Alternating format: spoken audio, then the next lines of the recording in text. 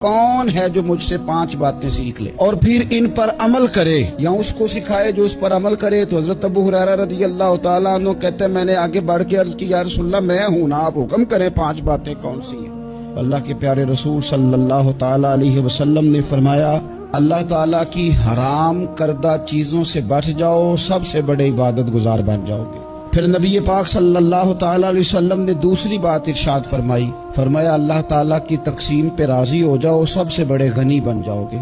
फिर हुजूर ने तीसरी बात इरशाद फरमाया अपने पड़ोसी से हुस्ने सलूक करो, मोमिन बन जाओगे। चौथी बात इरशाद फरमाया लोगों के लिए भी वही पसंद करो जो अपने लिए पसंद करते हो, तो बेहतरीन मुसलमान बन जाओगे।